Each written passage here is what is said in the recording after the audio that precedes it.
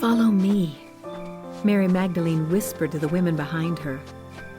They picked up their jars of spices and walked softly down the path to Jesus' tomb.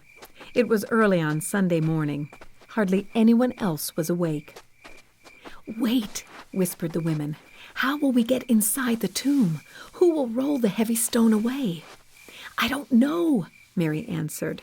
"But let's keep going. We must pour our spices on Jesus' body and show how much we loved him." Mary wiped away a tear. Jesus had died on the cross on Friday, and she missed him already. As they walked, the rising sun peeked through the trees in the garden. Suddenly, one of the women pointed. "Look, there's the tomb," she gasped, "and the stone has been rolled away." The women raced to the tomb. Mary Magdalene arrived first and peered inside. "Jesus is gone," she cried. "Someone has taken his body away." At once, Mary took off running. "I must tell his disciples the terrible news," she hollered to her friends. Mary's feet pounded on the path.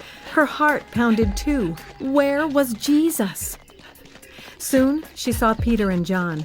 Mary was breathing so hard she could barely talk. "They took the Lord out of the tomb," she gasped. "We don't know where he is."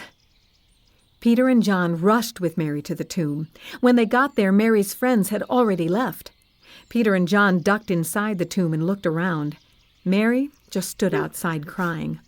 All she could think of was Jesus. Would she ever see him again? Would she get one more chance to say goodbye?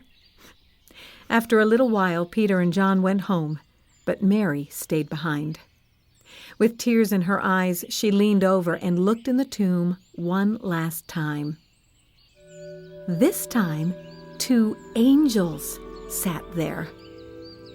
"Woman, why are you crying?" they asked. "They took my Lord away," Mary sobbed, "and I don't know where they have laid him." Mary stood up and turned around. Then, oops, she almost bumped into someone. "Whom are you searching for?" asked the man standing before her. Mary blinked in surprise.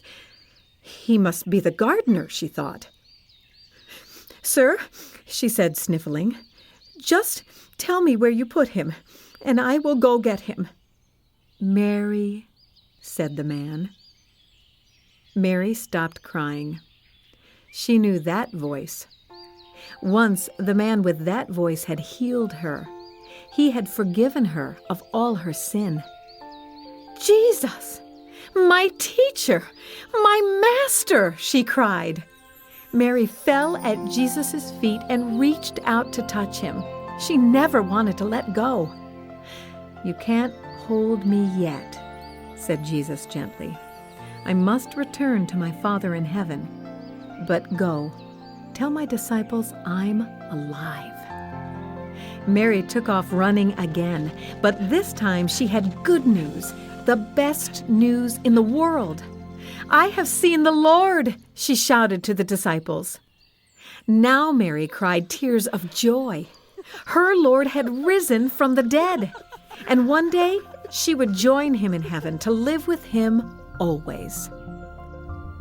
Sparkies, here's what you can learn from Mary Magdalene's biography. Jesus is alive.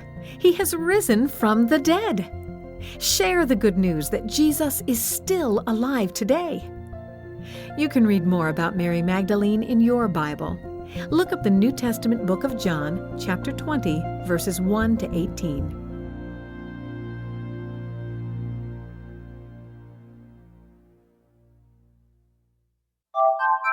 Matthew 28:6. He is not here, for he is risen, as he said. Come see the place where the Lord lay.